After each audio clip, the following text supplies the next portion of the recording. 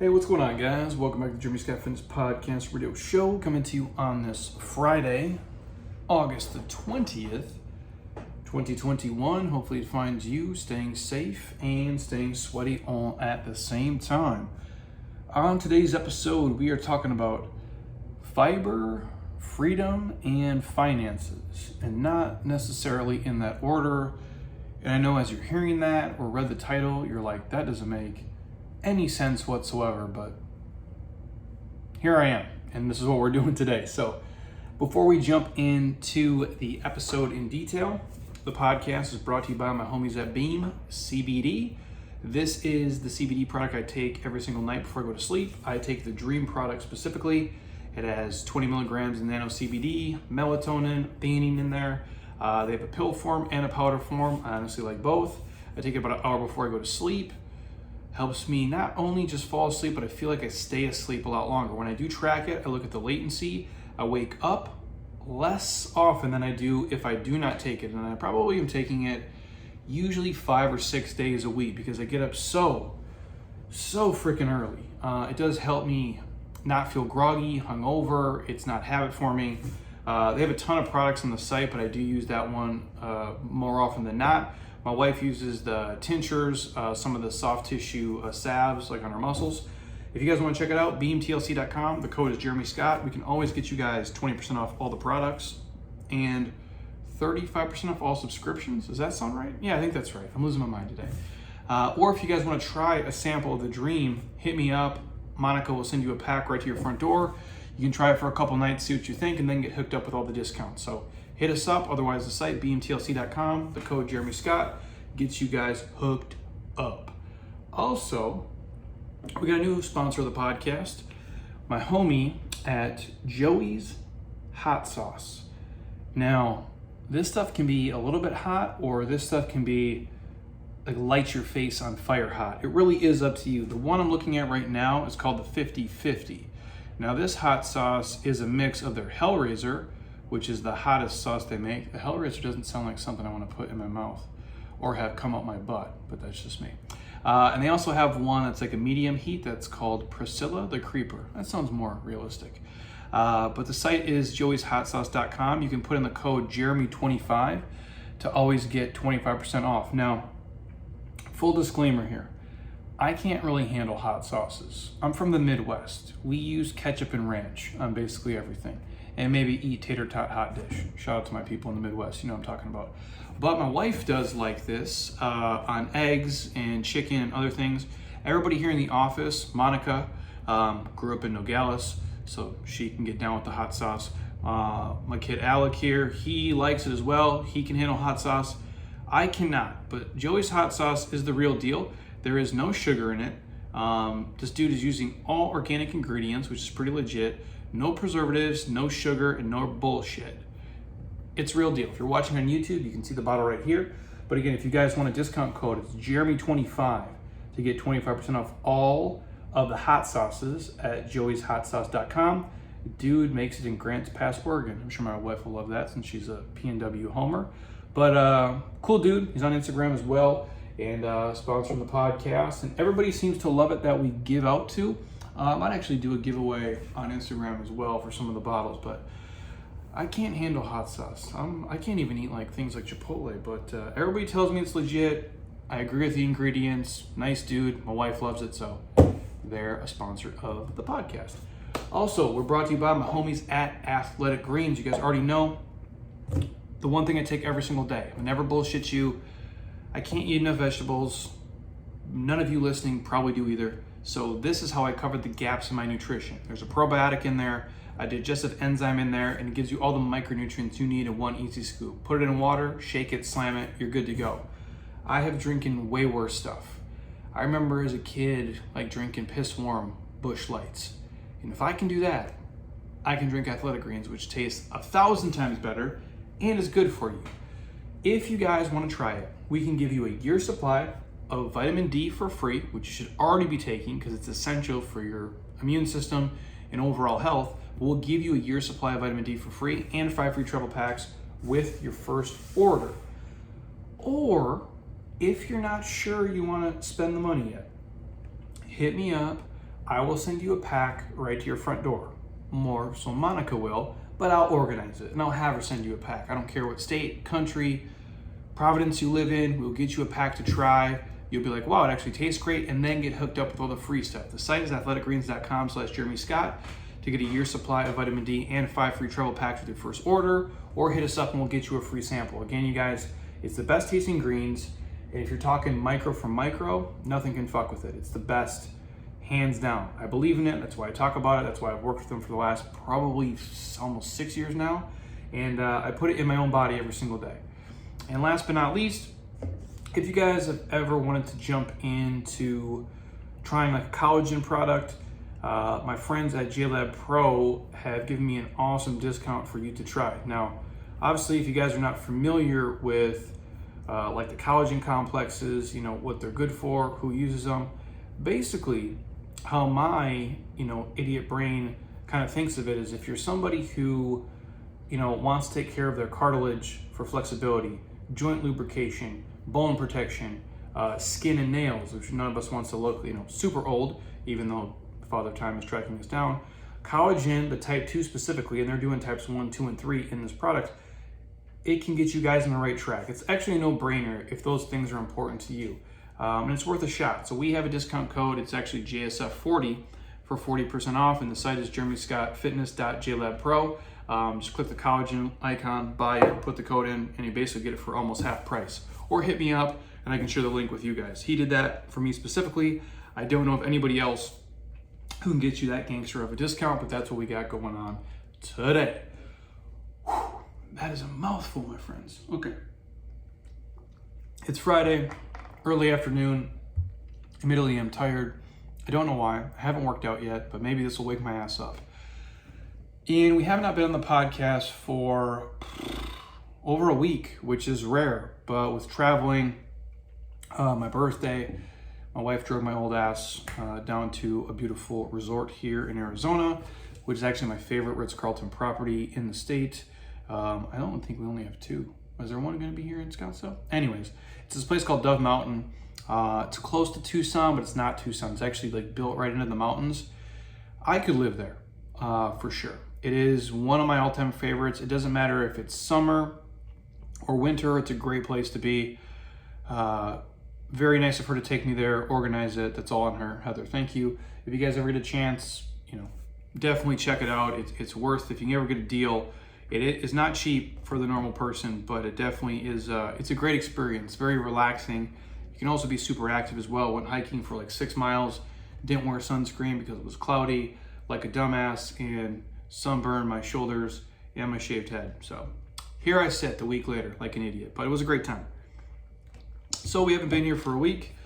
I put this together in a couple parts because I think it's important to share with you guys. Originally, I was going to talk about fiber and digestive health, which I do think is critical and crucial for all of you. I think there is a lack of education on fiber and the benefits it can have in your body, not only for digestion, staying regular, but all the other health benefits in terms of even like things like fullness, satiety, fat loss, cholesterol. There's a myriad of benefits that oftentimes people don't talk about, maybe even your physician has not shared with you.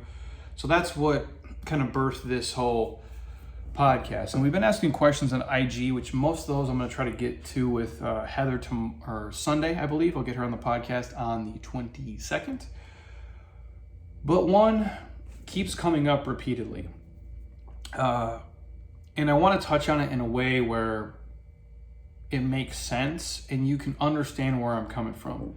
And a lot of people ask about COVID, they ask about the pandemic, they ask about the vaccine, what's my stance, all the way around. And obviously, if you guys have been listening to me for years, specifically probably the last 18 months that we've been dealing with this horse shit, I think you kind of know my stance and where I sit, but I'm going to try to paint a picture of how I think we've shit the bed. I think globally, I can't speak to every other country because I don't live there, but particularly in America. And I'm going to pull a couple things from the Mayo Clinic.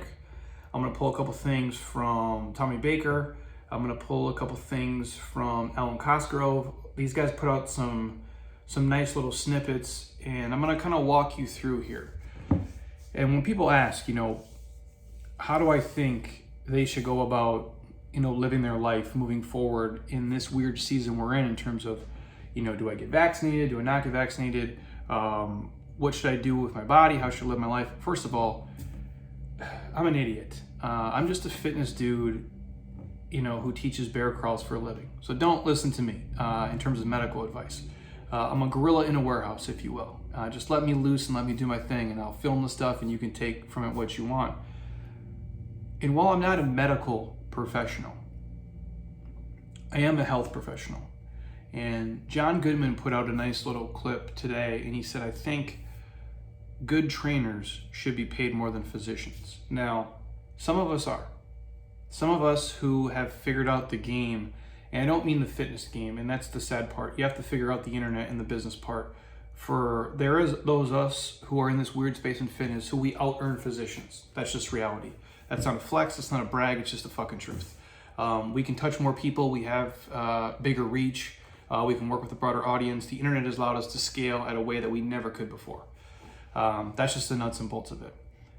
And I do think as health professionals, which is what I would classify us as, I wouldn't necessarily classify all medical people as health professionals. And that's going to hurt a lot of people who work in that industry. And if it does, maybe I'm talking about you, maybe I'm not. But they are always not one and the same. And I'm going to get into that more in detail. But health professionals are people who look at it from a well-rounded perspective. And then there's medical people who sometimes just operate in a singular lane, and that's fine.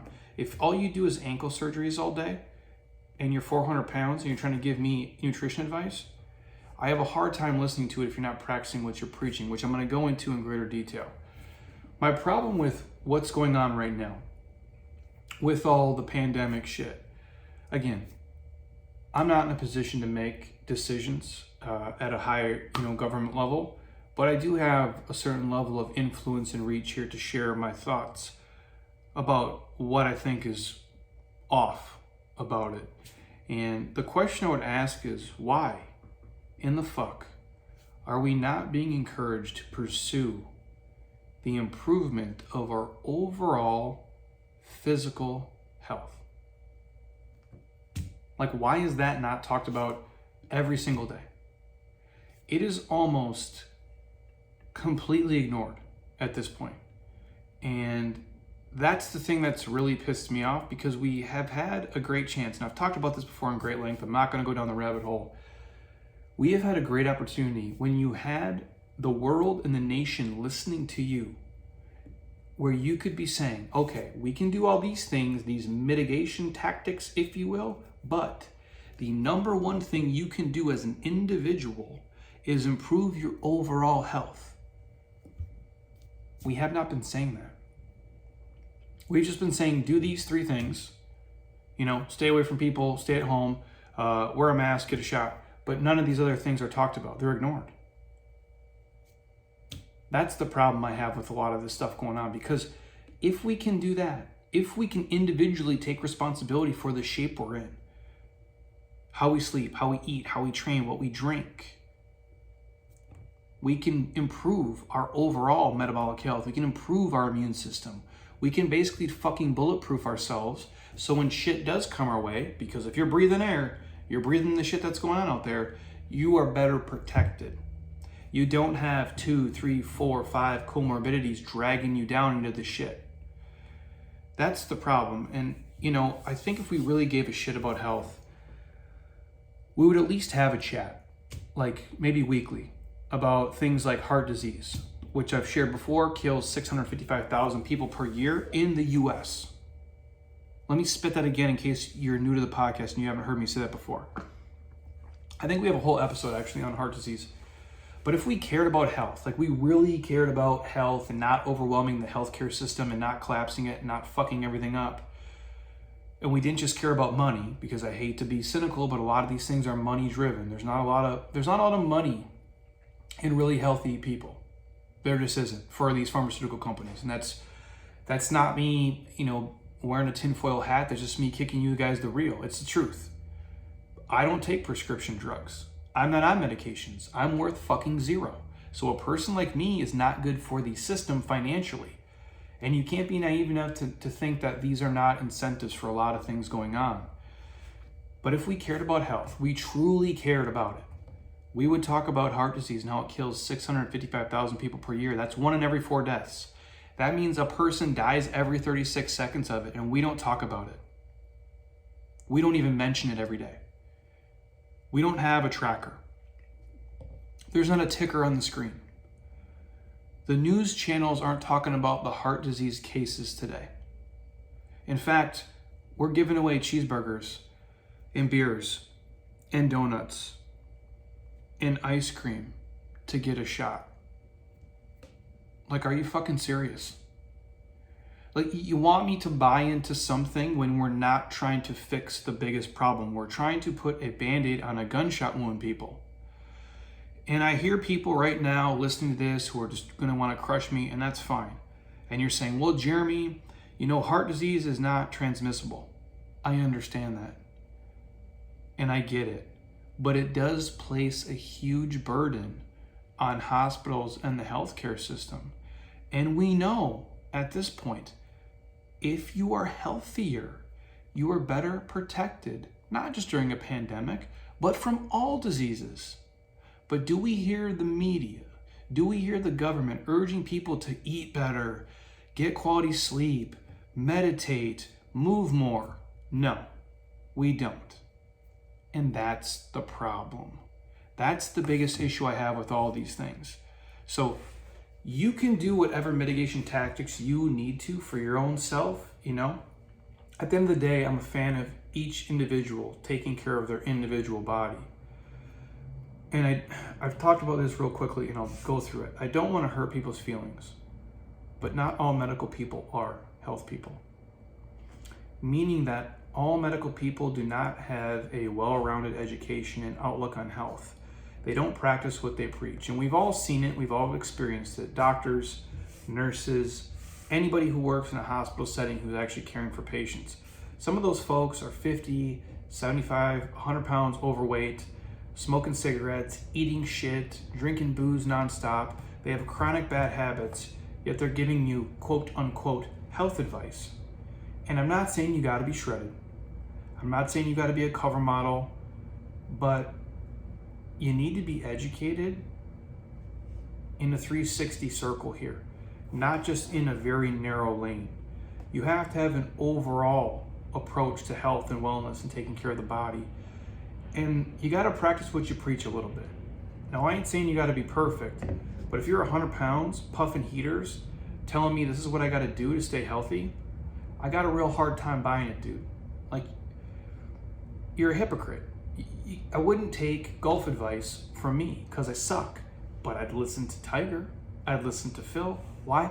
Because they've been through it and they're living it 24/7 and they have the experience and knowledge and expertise.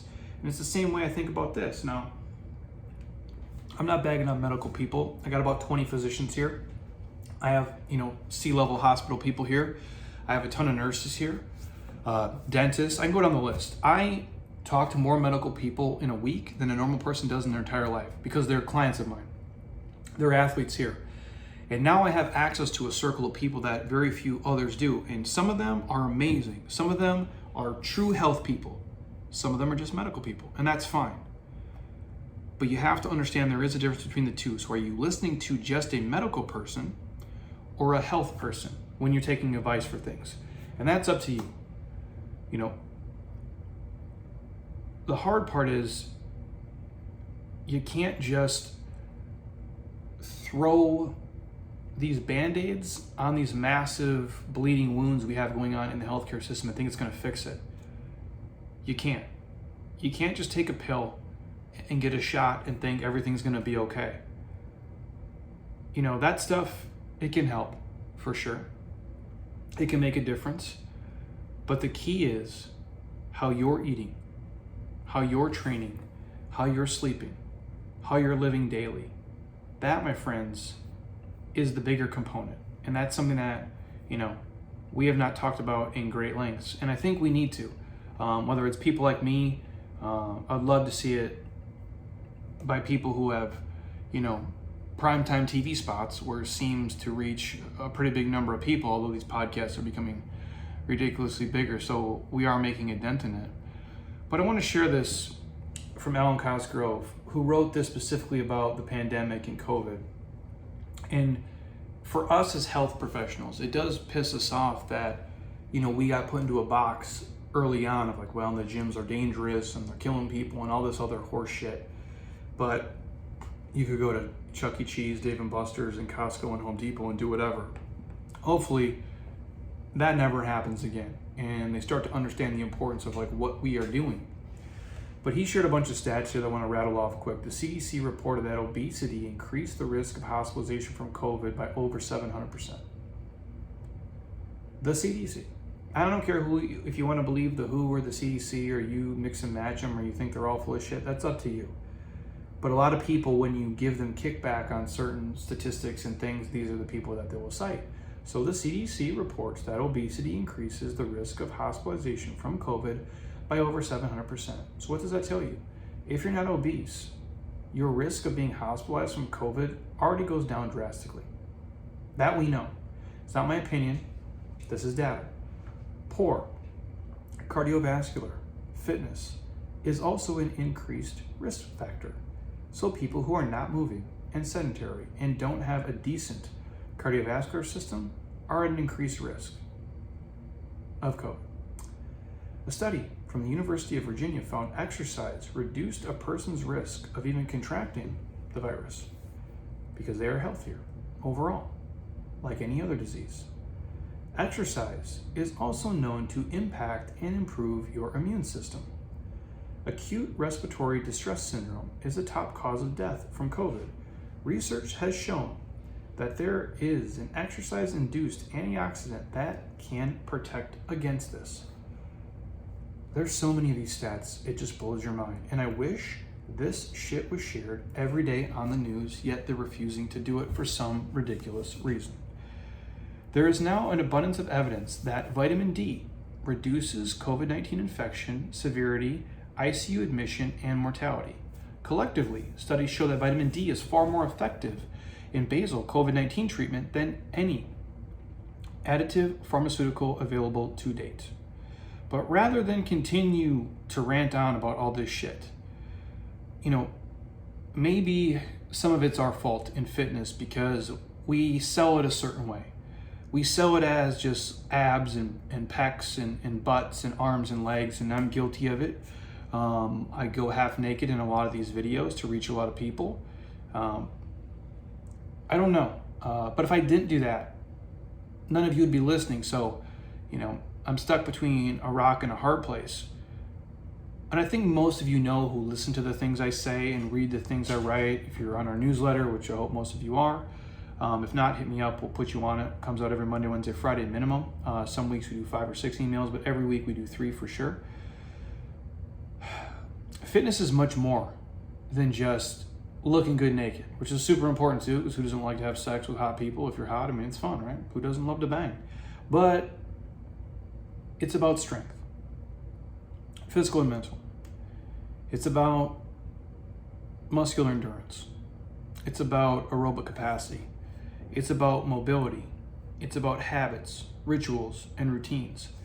And there is more than an abundance amount of scientific evidence showing that the benefits of exercise can help with your cardiovascular, health and cardiovascular disease. It can help with high blood pressure. I don't know why I wanted to say like blood like vampire. Lose my mind. It can help with cancer, obesity, diabetes, asthma, heart disease, stroke recovery, osteoporosis, and much more. And again, we can talk about the mental health benefits as well. And it's indisputable.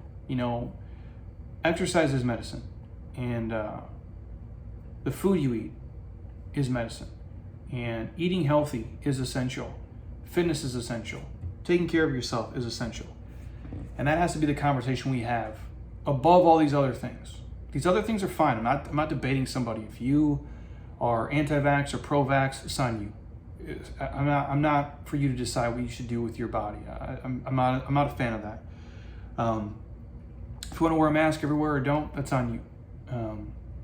If you want to stay home and never be around people, that's on you too.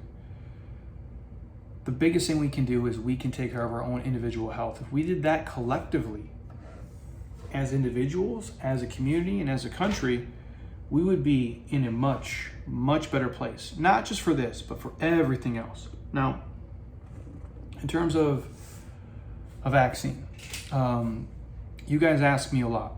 And again, I can't give medical advice. I'm not a doctor. I'm an idiot who teaches jumping jacks and bear crawls for a living, you know?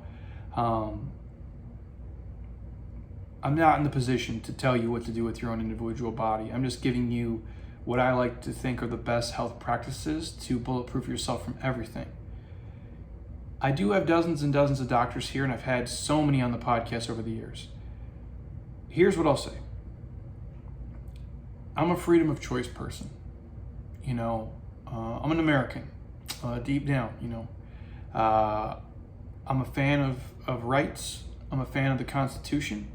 It's ingrained in me. You know, I come from that kind of old school Midwest mentality. You know, I like the freedoms I have. I like to be able to say what the fuck I want to say. I like owning guns. There's a lot of things that I like to do that other people don't. It's just how I grew up, and it's kind of the way of life. I'm not a fan of mandates. I'm not a fan of requirements as a country for certain things. I don't, that's not who I am. As a private business, if you decide that's best for your company and you're the CEO, by all means, you can require that your employees and your patrons, they do what you ask. You're the owner, you're the boss. If you want to do that, that's cool. And if those people still wish to come in there and enjoy your business, or if those people wish to still come in there and work for you based on the mandates, then that's cool too. Now, both the company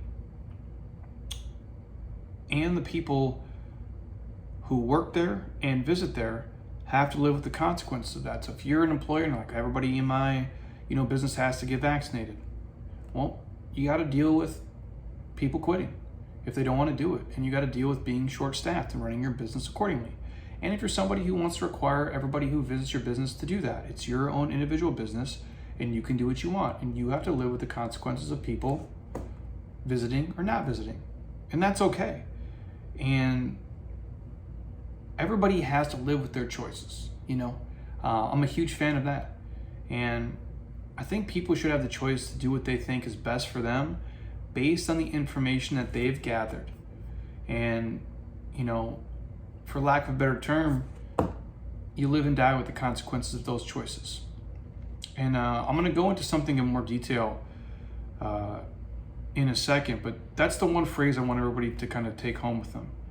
You know, I really think that each individual person should make a decision for themselves based on the best information they have available. They gather it, they read it, you know, they marinate on it for a little bit, and then you got to live and die with the consequences. We do this with everything.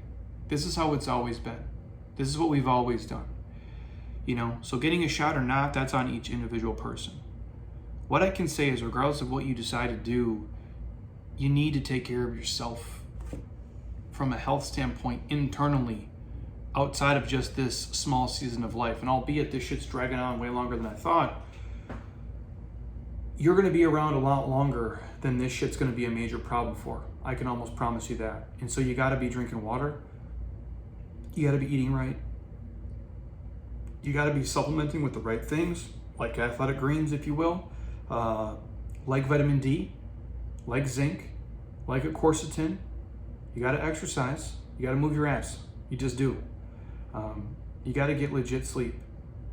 You can't be eating bullshit all the time, and you can't be drinking 7 days a week. Because if you're drinking every day, or drinking a lot, eating shit, not getting good sleep, stressing the fuck out, not taking proper supplements, and eating dog shit food, think that you wearing a mask and getting a shot is going to save you from everything, you're fucking crazy.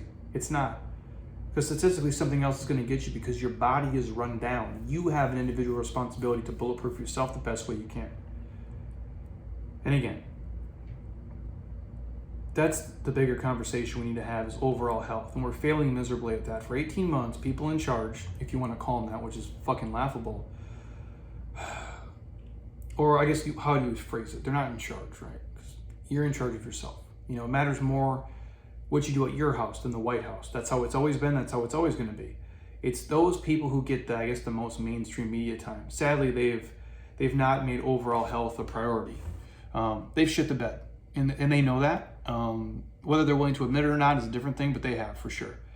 The biggest thing I hear is just, hey man, stay home, wear a mask, get a shot, which I'm not arguing against that messaging, but there needs to be at least an equal, if not greater emphasis, in my opinion, on overall healthy living.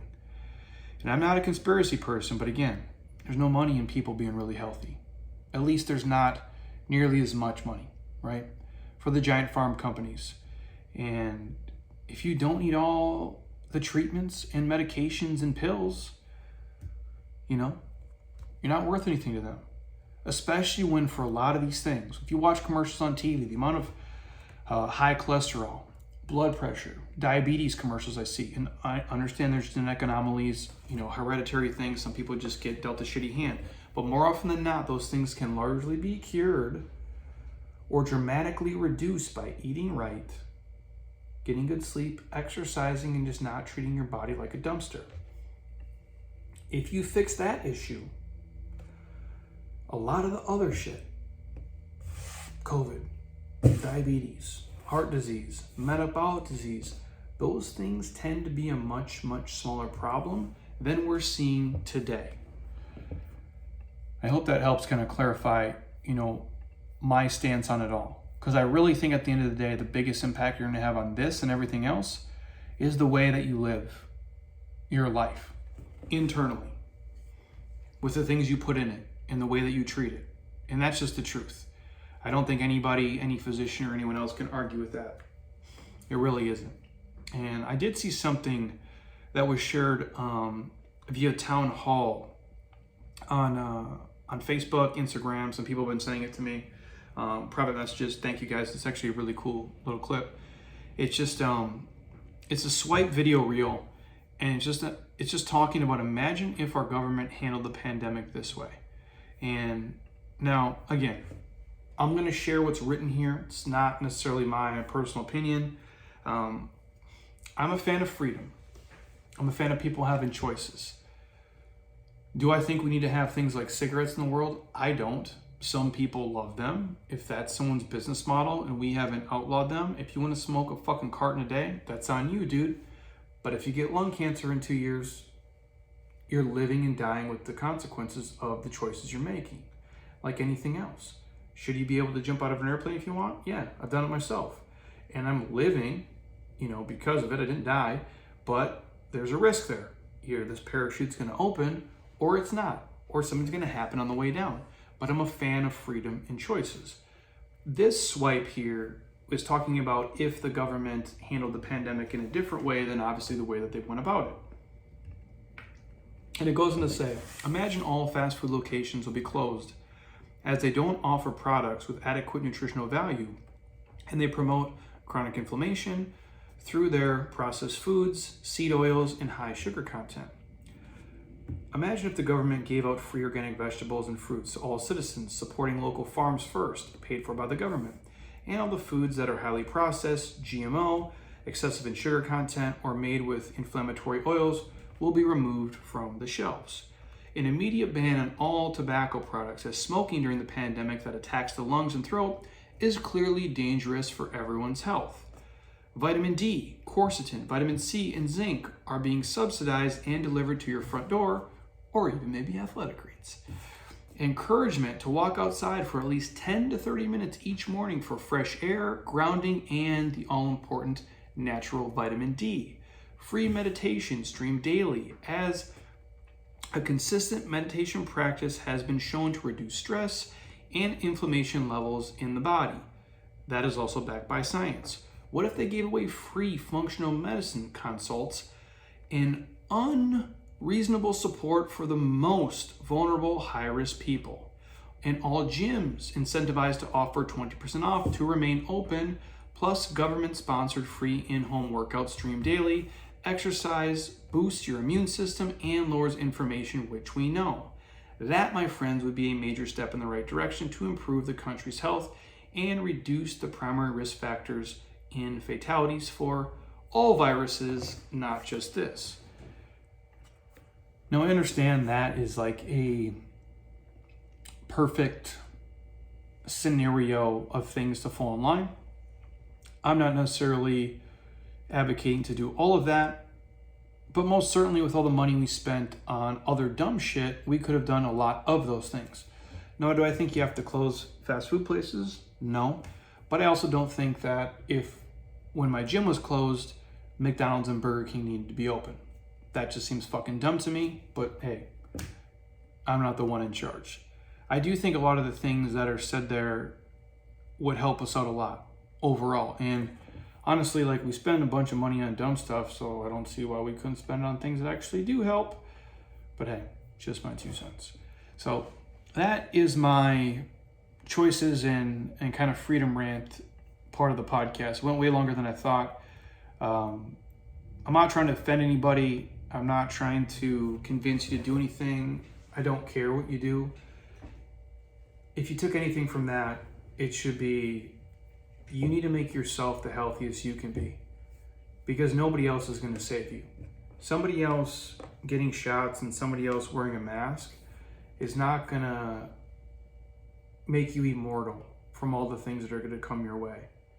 You are in control of your life. You are the CEO of everything you eat, how you exercise, how you sleep, and the way you live your life. And when you can start taking real responsibility for your actions, your life is going to get pretty good.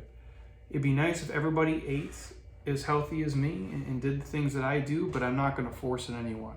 I'm just trying to lead by example and doing the things I can. And the other things are just, they're just dressing on the side. They're not really. The steak is your immune system and your body and everything else. If you can add to it with some other things, that's great. But you got to make yourself healthy, because this is not the only thing that people die from. This isn't the only thing people catch. This is not the only thing people are going to the hospital for and getting treatment for and dying from. So just take that as you move forward. Now, on to today. Talking dietary fiber here. Now, most of you know what fiber is, surface level, but we're going to go deep in the fiber train here. For most of you, not the sexiest episode. A lot of people like the fat loss stuff or different things, but this is equally as important for multiple reasons, and I'm going to get to that. Now, I'm going to play off a piece from my friends at the Mayo Clinic. They're talking about fiber in kind of a well-rounded spectrum, and I'll give my own personal take on the things I do and why I feel it's important and what it's done for my life. But it's essential for a healthy diet, in my opinion. Now, you're going to get some people who might be on the carnivore train, which they may disagree with me, and that's fine, but I do think it's helpful. And, I'm talking, this is research here from the Mayo Clinic. I can also give you anecdotal evidence of myself, what it's done for me, my wife, and the people that obviously I prescribe certain supplements and eating protocols to. But you got to eat more fiber. Most Americans really do. And you've probably heard that before, but do you really know why it's good for you? Most people don't. Dietary fiber found mainly fruits, vegetables, whole grains, and legumes. It's probably best known for the ability to prevent or relieve constipation, which I'll get down the poop rabbit hole in a second.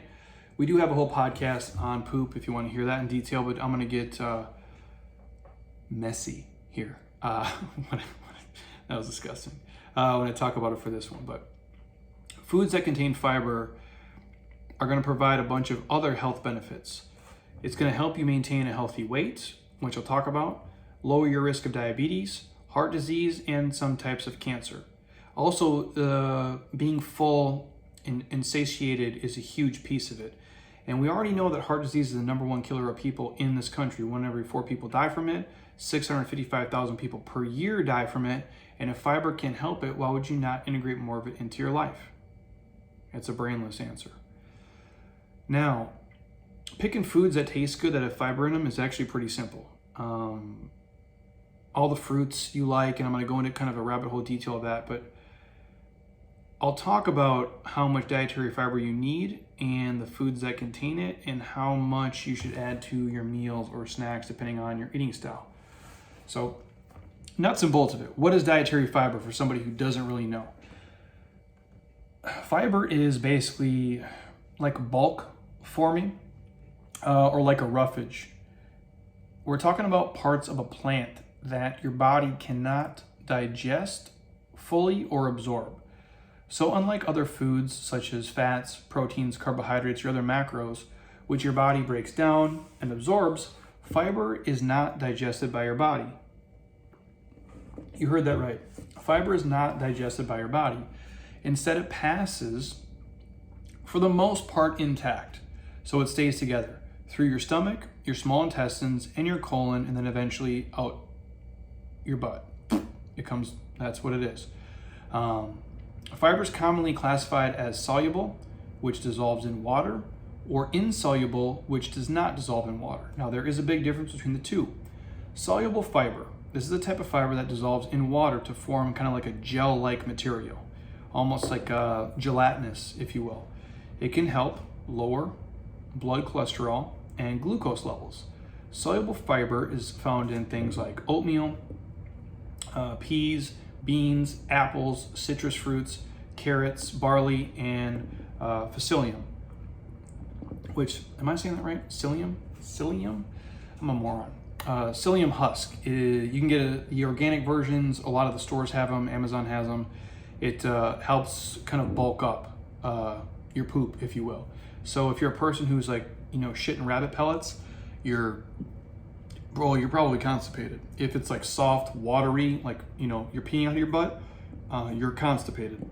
The crazy thing is that the psyllium husk actually does both.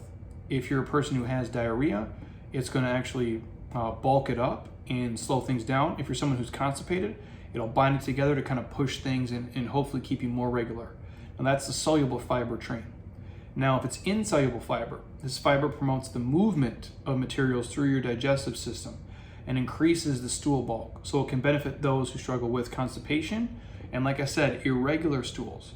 We're talking whole wheat flour, whole wheat bran, nuts, beans, vegetables, things like cauliflower, green beans, even potatoes are good sources of that insoluble fiber. Both are important, and I think you should have a mix of both in your diet every day. Now, the amount of soluble and insoluble fiber varies in different plant foods, and to receive the greatest health benefit, I think you should eat a wide variety of the foods. So you could do all the things mentioned, and if you supplemented with something like the psyllium husk, chia seeds are also amazing, and flaxseed. Those also are packed with omegas, but the chia seeds and the flax seeds are great. I actually put those when I make like when I'm making dinner, if I'm having like a shake or something as I'm going, or I'll drink like a koya and have like oatmeal as I'm making my food. I usually do this. I eat like once a day for the most part, and I'm usually super hungry by the time I'm ready to eat. So I'm actually like, it's like an hour window I eat basically. And so I'll like drink maybe one of the koya plant-based protein drinks, which they sent us a ton, that tastes amazing. And I'll do like an oatmeal, but I'll mix in chia seeds and the flaxseed powder in there. So if the oatmeal is like, let's say, 3-4 grams of fiber, the chia seeds is like another 4 or 5, and the flax seeds like another 4 or 5. Plus the koya drink, I'm already at like 20 grams right there. It just helps keep things moving through the system. And so someone's like, well, why does this matter, Jeremy? Why do I really give a shit? Well, I don't think most people even know like what a healthy poop, feels like or looks like. I can talk about this in great detail too, but we already have. The benefits of you guys having like a higher fiber diet. Now, obviously everybody's different. Some people have IBS, some people have ulcerative colitis. There's a lot of things going on, so this is down to each individual. I'm just giving you a well-rounded picture for the average person. When you have a diet that's rich in fiber, it's going to normalize your bowel movements. So to be regular, I think is a good thing. You'd rather shit at about the same times every day, as opposed to one day you poop once, one day you poop 7 times. You may poop at 5 in the morning, now you're pooping at 2 in the afternoon. I'm a person who likes to keep it the same. I just feel like overall hygiene, cleanliness, and just kind of how you live your life. Like no one wants to be in a work meeting and then feel like they have to go blow up the bathroom. That just seems like it'd be fucking terrible. If you could regulate it, why would you not? Well, fiber does help with that. It increases the weight and the size of your stool, and it also softens it. The bulk stool is obviously easier to pass, decreasing your chance of constipation. If you have a loose stool, watery stool, fiber is going to help you to kind of solidify the stool because it absorbs the water and adds bulk to the stool. So no matter what side of the fence you're on, if you have like, rock hard, solid stuff, rabbit pellets, or watery liquid shit, fiber is going to normalize it and going to bulk it up and make it more solid and soft and easier to come out on the back end. Who doesn't love that? Also, it's going to help maintain your bowel health. These kind of diets that have more fiber in them, they're going to lower your risk of developing, small pouches in your colon. I believe that is the diverticular disease. Studies are found that high fiber diets are going to lower the risk of, colorectal cancer. Some type of fiber is fermented like in the colon. Research is showing that it plays a role in preventing diseases of the colon, which colon cancer is actually very common. I think dudes more so than women. Somebody can fact check me on that, but that's the reality. It can also lower cholesterol levels. Soluble fiber, which is the one found in beans, oats, like I mentioned, flaxseed, and oat bran, can help lower total blood cholesterol by lowering the low density lipoprotein or bad cholesterol levels. And studies have also shown that higher fiber foods may have an overall heart health benefit by reducing blood pressure and inflammation, which is pretty badass. It can also help control your blood sugar levels. So people with diabetes, for example, fiber, particularly the soluble fiber, that can slow the absorption of sugar and help improve blood sugar levels. A healthy diet that includes insoluble fiber may also reduce the risk of developing type 2 diabetes, which we know is super common these days. If you watch TV, it's every other fucking commercial, and fiber can help with that. It also aids you guys in achieving a healthier weight. High fiber foods tend to be more filling than low fiber foods. So common sense, you're less likely to eat as much because you are staying satisfied for longer. Satiety and satiation, how your brain and gut are communicating. High fiber foods tend to take longer to eat, and they tend to be less energy dense, means they have fewer calories for the volume of food. If you've never added something like the psyllium husk to your oatmeal, or I've put it in my athletic greens before, which I would not suggest. I had to like chew it basically, super thick. And in your oatmeal, you can't really tell, it just gives a little bit of texture. That's why I like to do chia seeds and flax seeds, and I sometimes will do psyllium in my oatmeal as well. You're full, like it fills your gut up, and you're like, man, I barely eat any calories, but my gut is just full right now. And not like in a bloated, gross way. You just feel like you ate a ton of food, and it is, I guess, volume dense, but it's not calorie dense, which is pretty legit. Also, it said it can help you live longer. Like you'll be Benjamin Button. You're gonna go backwards and end up being a baby. I'm kidding. But it does say you can live longer. Studies suggest that increasing your fiber intake is associated with reducing the risk of cardiovascular disease and other forms of cancer. Which, if that doesn't sell you on it, I don't know what does. Now, how much fiber do you need? That's the tricky part. The Institution of Medicine, which provides science-based evidence on matters of medicine and health, gives the following fiber recommendations for adults. Ages 50 or younger. If you're a man, they're suggesting you eat about 38 grams of fiber per day. Now, off the top, that is a lot of fiber. If you are a woman, ages 50 or younger, they're suggesting you get about 25 grams of fiber per day. If you are a dude who is 51 or older, 30 grams is sufficient. If you are a female, 51 or older, they say 21 grams is sufficient. What I'll say is this. track your stuff on MyFitnessPal or write it down by pen and paper, I don't care. See how much fiber you're eating a day. If you're a dude who's 45 years old and you're eating 10 grams of fiber per day, do not, I repeat, do not eat 38 grams of fiber tomorrow. You will have a miserable experience one way or the other, whether it's bloating, gas, or massive diarrhea. You don't want to do that. Fiber is a gradual thing. If you're at 10 grams today, maybe bump it up to 15. See how you do and slowly go up from there. Same thing for my ladies out there. If you're eating 5 grams today, don't go to 25 grams tomorrow. And don't wear white pants. It ain't gonna be a good look. I'm kidding, but in all seriousness, like you guys, you have to understand how much is going in and make a gradual increase. It's the same way I would tell you, if you haven't exercised in 2 years, don't come in here and do a Sunday advanced Metcon. You won't be able to walk for a week, and odds are you're gonna get injured or hurt or something bad's gonna happen. It's a gradual process. So men, 50 or younger, 38 grams, 50 or older, 30 grams. Women, 50 or younger, 25 grams, 51 or older, 21 grams. And what are the best fiber choices? We talked about a couple of them quick. Whole grain products, if you're into grains, fruits, vegetables, nuts, seeds, beans, peas, legumes, things like that. Your refined or processed foods like canned fruits and vegetables, the pulp-free juices, white breads, pastas, non-whole grain cereals, those things are really low in fiber and more often than not dog shit for your body. There's no nutrients in canned fruit. Remember like when you're in school and you did school lunch and they give you like a scoop of like fruit cocktail?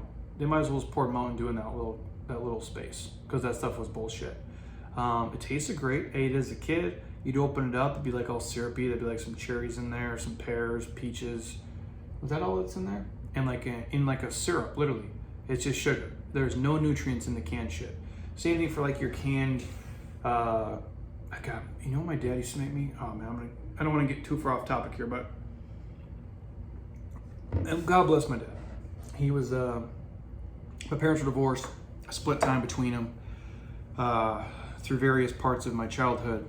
And neither of my parents are great cooks. I don't want to, let my mom off the hook here either, because she would like make me macaroni and cheese, which I guess there is some nutrients in that, but basically it's bullshit. Thanks, Mom. But my dad, in his bachelor style Midwest truck driver ways, I remember I didn't want to eat a lot of stuff, and we didn't know anything about nutrition. And sometimes for dinner, and I shit you not, and I can remember it, he had these there were glass bowls, and on each end they had, you could grab them with your fingers so it won't be super hot. These little glass bowls. And for dinner, he would pour me a can of like Jolly Green Giant corn and cut a few pieces of butter in there and put a little salt and pepper on it, and that would be my dinner. The fact that I'm not fucking dead is a miracle. And here's your dinner, and I'll probably have a Pepsi. Congratulations. No nutrients whatsoever, just sugar and bullshit. There is no nutrients in those canned veggies. Even if you're eating green beans, I don't care. They're dog shit. If you're gonna do veggies, you guys, fresh or frozen. That's the game. Frozen is fine. There's a ton of, the nutrients are great in the frozen vegetables, not the canned stuff. The fiber in the frozen ones, probably legit. Same thing with the fresh ones. But the canned stuff, it's complete garbage. The grain refining process removes the kind of the outer coat or the bran, from the grain. So if you're eating like that white Wonder Bread, which I grew up on, it's dog shit. There's nothing in there for you, just sugars.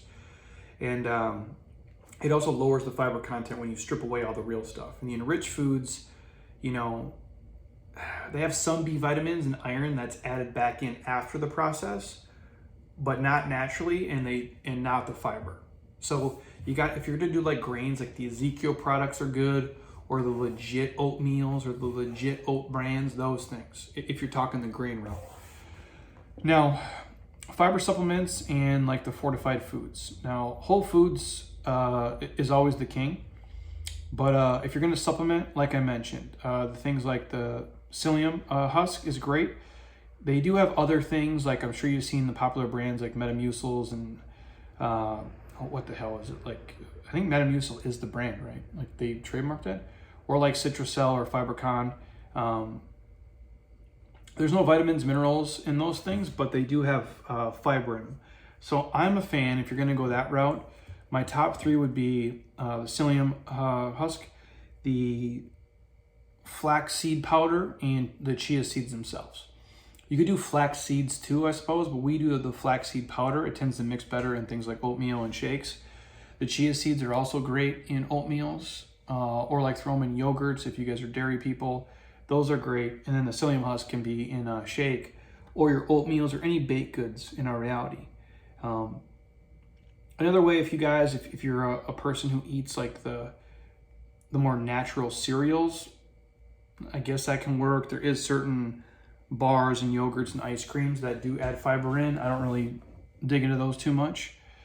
But if you're looking at things like that, the fiber is usually labeled as inulin, INULIN, or the chicory root. Is that how you say that?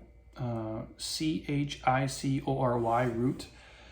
Quest bars used to have a lot of those things thrown up in them. So there is that. So if you see those 2 things, those are in the fiber family, but some people do complain about being gassy or becoming like a fart monster if they're eating foods with too much of that added in there. So I do think you should eat as much as you can, but then supplementing on the side with those things is probably the best way to ensure that, you know, you don't get constipated, have diarrhea, or, you know, it doesn't mess with like your IBS if that's who you are. And so before anything, talk with your doctor about, you know, what you should add to your diet, what you shouldn't, what's going to work good for you. Hopefully you have an educated physician on these things, and what fiber supplement they would suggest, which ones they're fans of, which ones they think they do or don't need. If you already poop, you know, like perfect, you know, Lincoln Log soft serve, then you're probably fine.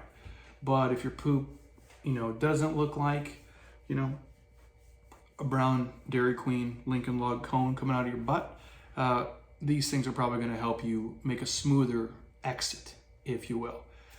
Now, real quick tips on getting more fiber. If you're a breakfast person, that's easy. There is like the higher fiber cereals. If you're a cereal person, whole grains, bran, or fiber in the name is probably the best way to go, but really read it and do your due diligence. Or just adding like a few tablespoons of like unprocessed wheat bran to things like cereal or oatmeals are great. Or like I said, I use an oatmeal, I make it, I throw cinnamon in there, flax, and also chia seeds, and I'll cut up a banana. It actually tastes amazing. It's like one of the best things to eat all day, and there's a ton of fiber packed in there. Also, like we talked about, switching to whole grains and not eating like the really processed bullshit. Things that have at least 2 grams of fiber per serving, if not more. Brown rice, wild rice, barley, whole wheat, Ezekiel products are also great for that. You can also bulk up your baked goods if you're somebody who does bake. You can add things like the unprocessed wheat bran, the psyllium, oatmeal into things like if you do make muffins and cakes and cookies and that stuff. I don't do that because I don't know how to bake and I'd be 400 pounds. But if that's your jam, then do it. A lot of you, legumes are great. If you do things like beans, peas, lentils, those are a great source of fiber. Kidney beans are legit. Green salads. You can throw, honestly, if you're making a salad, you can throw a lot of those things on there, you know, or even into soups, if you will. Like that's the thing. Like it's always nice to get more roughage, like just, you know, if it's spinach and kale and those things, but throwing like kidney beans onto a salad's legit. Or if you are a person who's like, oh, I'm gonna eat some nachos and like, you know, watch a football game and be a real human, that's fine. But things like refried black beans are legit. Fresh veggies, or using things like a whole wheat tortillas if you guys are making tacos and things like that. It's an easy way to do, even if you're not eating perfect, which is, I want you to be a real person, do what you need to do, but by integrating some of these healthy fibers into your shit food, it's going to keep the process moving a lot smoother. And the reason I say that is because when people go on vacations or go out to dinners and do these things out of the normal routine, their digestive system tends to get thrown off whack. They're eating maybe more dairy, drinking more booze, drinking less water, and just eating things that are out of the norm. And if they normally eat, 30 grams of fiber a day, now they're on vacation eating 10 grams of fiber, but also pounding a bunch of alcohol, being dehydrated, and eating dairy, and now they have a backup problem, which is not great. Or they go the other way, where they got, a peeing out the butt problem. And neither one of those is sexy or fun. So I do think even if you're gonna make some of those, unhealthier snacks like nachos, there's a way you can kind of game it to throw more fiber in there, which is pretty awesome. Also, common sense, eat more fruits and veggies. Rich in fiber, vitamins, minerals. Most people, you got to try to eat like 5 or more a day, which is really tough to do. So if you can't, throw in athletic greens or something like that. But even if you're someone who can't digest a ton of veggies really well, like myself, throwing in the chia and flax goes a long way. And then obviously your snacks, right? Like, so instead of always eating bullshit, try the fresh fruits, try the raw veggies with like hummus.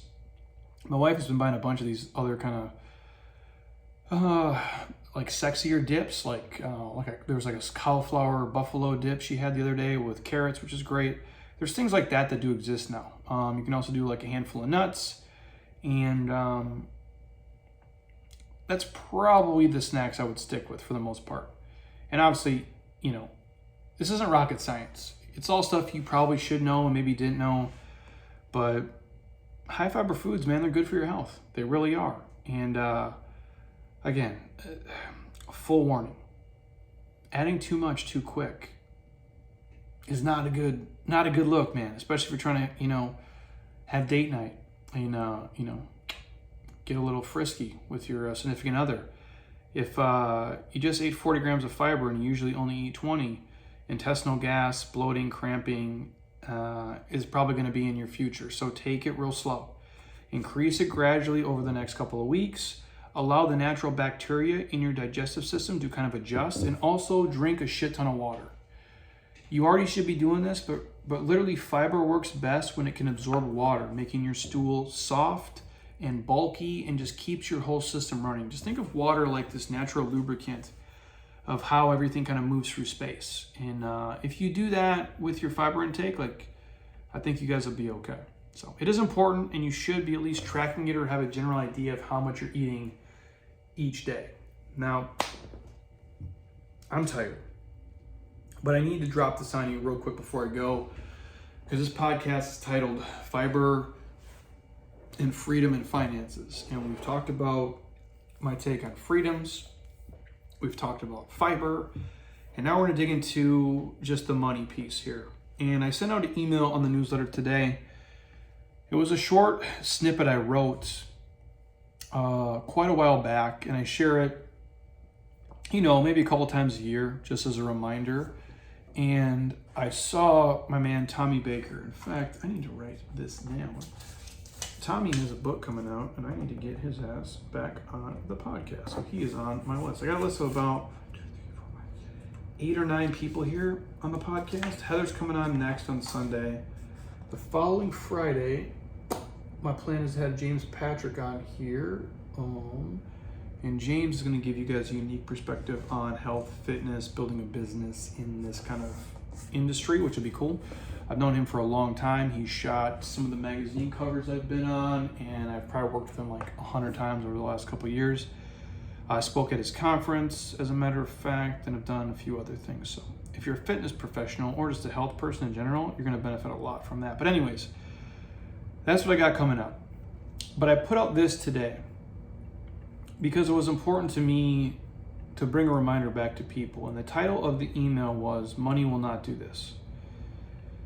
And it's a real simple premise. I wrote, money will not make you a better human. Giant homes, fancy cars, expensive jewelry, designer clothes. None of these material things has the power to make you truly happy. Money doesn't change us. It merely exposes us and amplifies who we already are. If you're a kind, giving, thoughtful person, money is only going to highlight that. If you're an asshole, all money's going to do is make you a bigger asshole. So the takeaway is you got to hustle for the right reasons, and always try to be a good human. And I think most of us know that deep down. But what we know and what we do are often not the same things. A lot of people, they talk the talk, but they don't really walk the walk. They're not a practitioner. They're hypocrites of what they're trying to do. They're spending their life pursuing something, oftentimes to fill a gap or a void, or to feel a sense of accomplishment and achievement and importance. And I'm not against money and stuff. I make a good amount and I've bought some nice things over the years, but it's not what drives me, and it doesn't really fill my cup. And I love what I do, and I happen to be kind of good at it, so people pay me for it, and it's awesome, and I'm blessed beyond measure. But a lot of people don't like what they do, and they think money is going to do something for them that it won't do. And I wish I could rip out what's inside of me and instill it in all of you guys, because I'm no happier today than I was 15 years ago when I was, in debt, completely fucking broke, and didn't know what I was doing. I'm more fulfilled now internally as a person. I don't stress about money like I did when I was broke,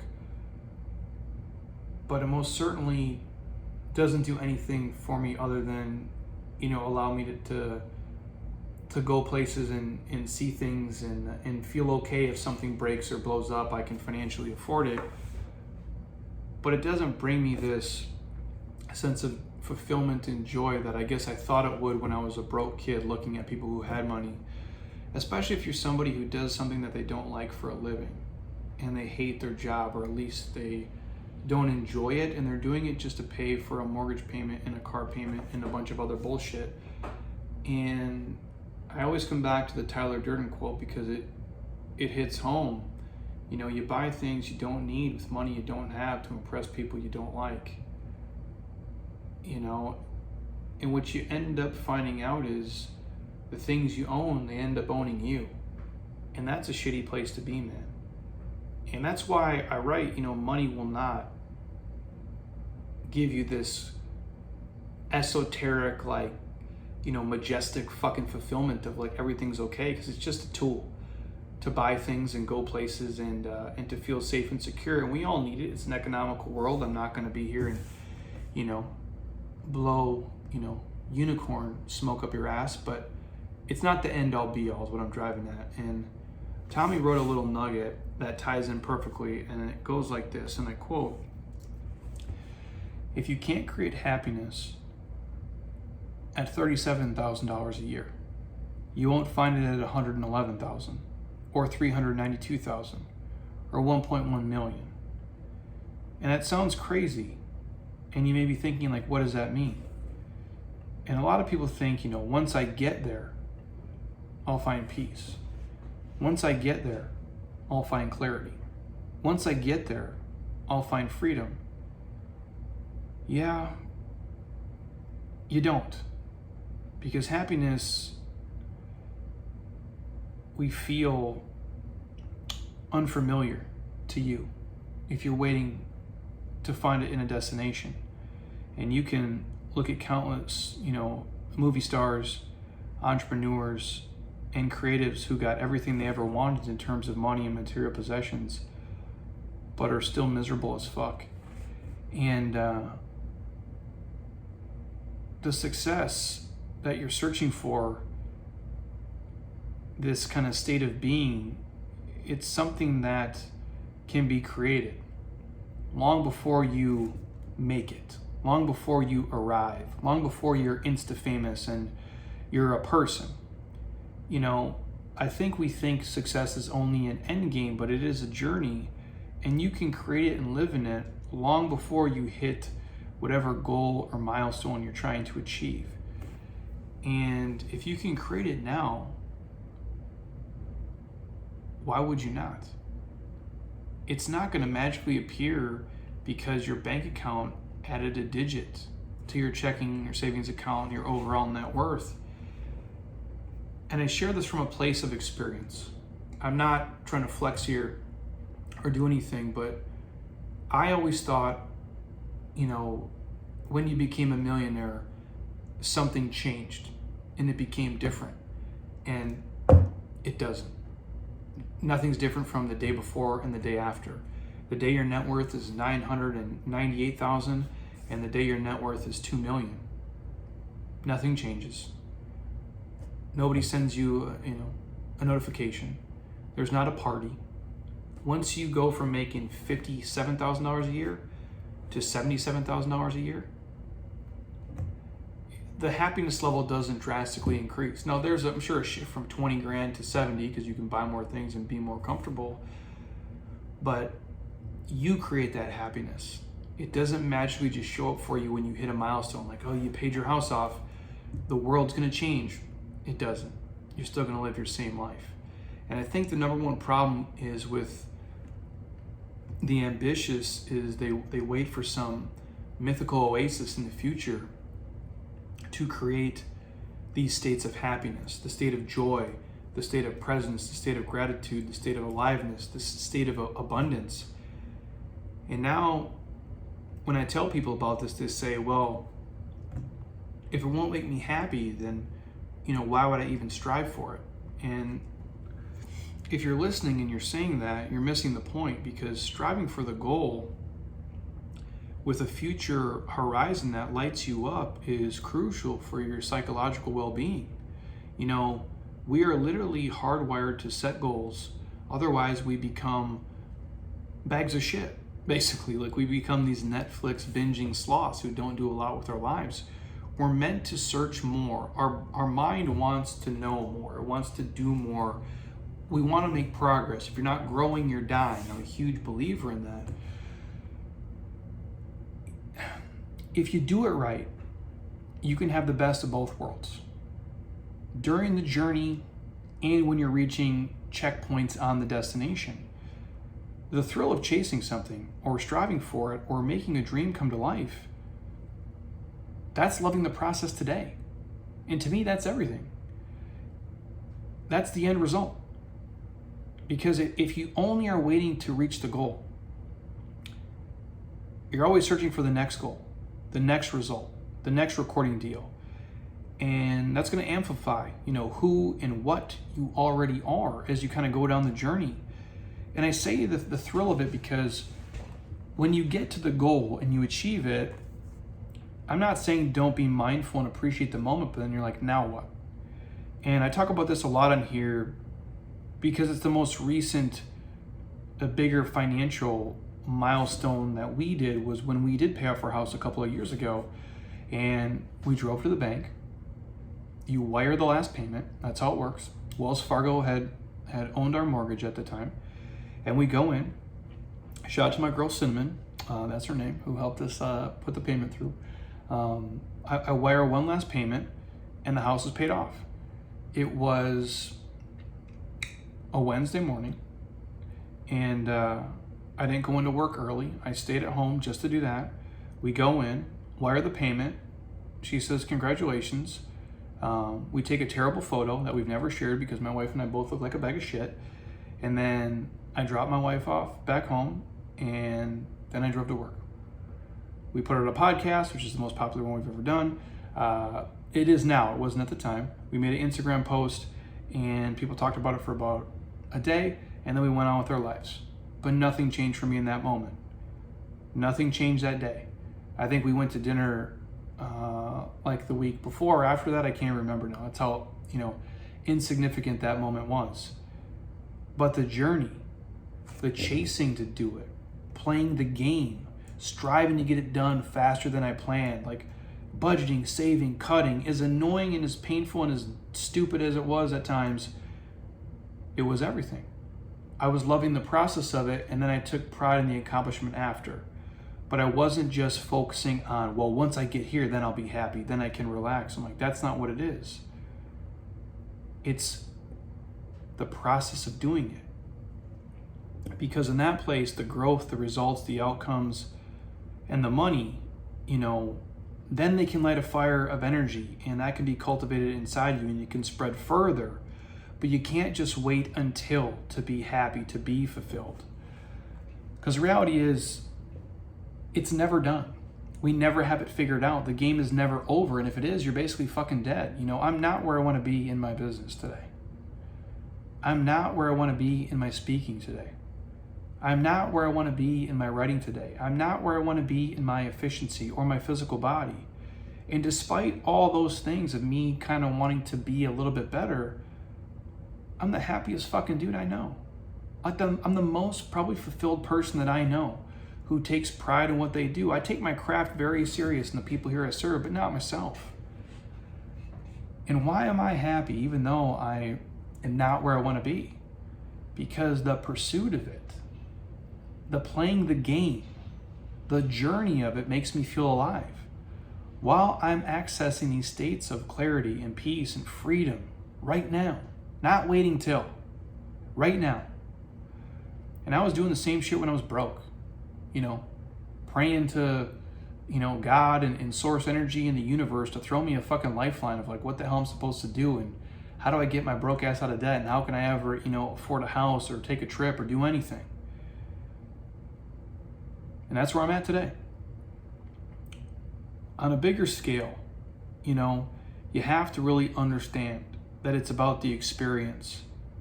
It's not about just when I get here. And so many people are focused on that. The same thing goes for weight loss and fat loss and everything else. They want to rush the process of it, and you can't do it. You know, the best thing is being fulfilled and proud of yourself along the way and learning from the mistakes and the bumps that come with it. So the question you have to ask yourself is, you know, do you want to create happiness in your life? And if so, how do you want to do that? And when do you want to start doing that? Because it can start today. And if you really think that through, it hits deep if you think about it for a minute. And if you use fat loss and weight loss as a quick example, the person who lost 100 pounds,